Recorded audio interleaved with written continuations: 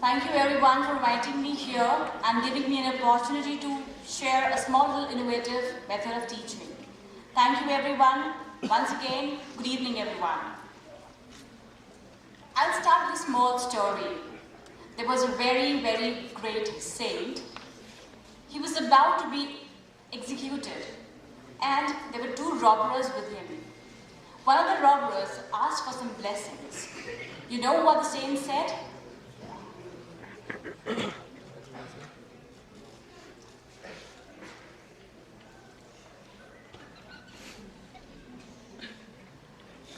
I promise you today, you shall be with me in paradise.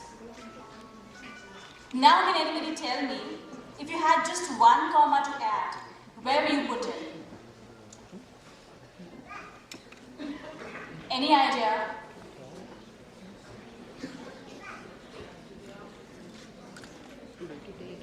There were two writers who translated these holy books into English. One of the writers translated, I promise you today you shall be with me in paradise, and added a comma after you. The second writer added a comma after today. So what is the difference? Is there a difference? Yes, definitely. Thank you so much, ma'am. Have I been able to make you feel a little interested about a comma or usage of comma? A little interested? Yes. Because otherwise people think comma has no value. But yes, there are a few things that we have to tell the children to make them feel interested in whatever they're doing. So creating interest is very important. So to move on, I have little innovative, there are a lot of many innovative methods of teaching. But I have a few of them. Some people think, or the children think, the grammar is boring, cumbersome, and difficult. I see the children sitting there. Is it so? Do you feel it is difficult? Oh, that's very nice. It must not be boring also. It's not boring? I can see a lot many teachers sitting with you. Yes. Yeah. Okay, I'll ask you after this. Okay? I feel, I have been taking classes in English. I see a lot of parents and the teachers and some teachers also, and the children, they feel a little boring, cumbersome and difficult. Because we give them grammar rules, they have to mug up, they have to write it down. And therefore basically they are not able to follow those rules and do not actually use them in their spoken English. There are different innovative methods. There are books, games, songs, verses, problem-solving activities, and many, many more. There are so much on the net. I will not be taking much of the time because before coming here, I was told by Lakshya, ma'am, you just have 5 minutes. The others have got 10 minutes, but I've got 5 minutes, I've prepared accordingly. So for me, I feel introducing grammar songs is very important. I feel the children are more interested in that. They are most enchanting and culturally rich resource that can easily be used in language classrooms. And they are easily available also. So they're most effective, they're beneficial, and they're interesting too. They're developing different skills of children, the listening skills, the spoken skills, the speaking skills, the reading skills, and the writing skills. What are the benefits that we have? And also in the end of my presentation, I'll give you a glimpse of a grammar song. It changes the routine classroom activities. It's not boring. If we are adding songs to the classroom, we are changing the classroom atmosphere. We're making it very comfortable, and the children are feeling very comfortable with the teacher because they're enjoying, they're dancing, and at the time they're learning also. It entertains and relaxes learners, which I already told you. Eliminates negative attitude towards learning. Yes, some children are apprehended towards grammar. No, I can't learn the rules. They're very difficult. Ma'am has written so many rules in my notebook, but I can't learn them. Even if I can learn them, I don't know how to apply them.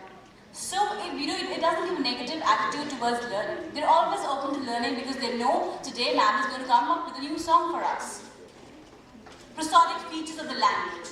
Yes, when we are teaching songs, we give a lot of stress on rhythm, intonation, pronunciation, all these things also.